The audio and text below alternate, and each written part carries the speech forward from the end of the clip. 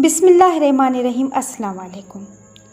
शबीर और अरवा की खाला उन्हें कई मर्तबा कह चुकी थी कि वो दोनों जुड़वा बहन भाई उनके घर आकर उनके पास भी रहा करें, लेकिन हर मर्तबा ही वो कोई न कोई बहाना बना देते। दोनों बहन भाइयों ने अम्मी जान को बताया, हम खाला के घर जाना नहीं चाहते क्योंकि वहाँ खेलने को कुछ नहीं है, इसलिए वहाँ हमारा दिल नहीं लगेगा। अम्मी हंसकर बोली, बेटा वो इतना कहती है तो एक रात के लिए चले जाओ, आखिर एक हफ्ते की शाम।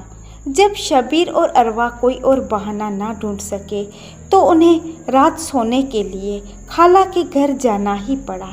खाला ने उनके लिए घर का दरवाज़ा खोलते ही उन्हें कहा, मुझे अफसोस है कि तुम्हारे खेलने के लिए मेरे पास खिलौने नहीं हैं, लेकिन तुम्हें मसरूफ़ रखने के लिए मेरे पास बावर्ची खाने में बहुत कुछ है।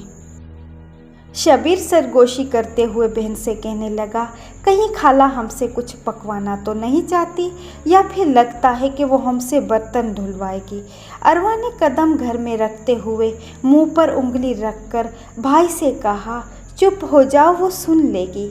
खाला अंबर का बावर्ची खाना बहुत बड़ा था, उसमें चलगूजे की लकड़ी से बना एक बहुत बड़ा मेज़ बिछा हुआ था, जिस पर मुख्तलिफ़ किस्म की रंग बिरंगी चीज़ें रखी थी।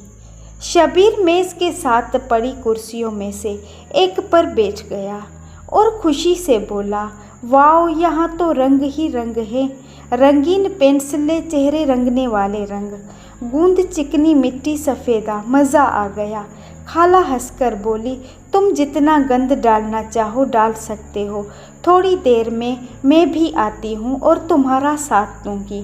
कुछ ही देर में दोनों जुड़वा बहन भाई इस हकीकत को जान गए थे कि खाला चिकनी मिट्टी से मुख्तलिफ़ किस्म के जानवर और गुड़िया बना सकती है और हर किस्म के लिबास बना सकती है और डरावने मास्क भी।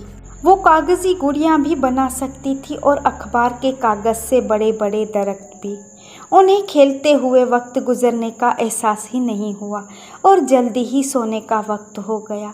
खाला ने खाना बना लिया था। वो बोली, सफाई करने की ज़रूरत नहीं बेटा, मैं कल खुद ही साफ़ कर लूँगी। अगली सुबह उन्हें नाश्ता दरख्त पर बने घर में मिला, जो खाला ने कई दिन पहले उनके लिए बनवा रखा था।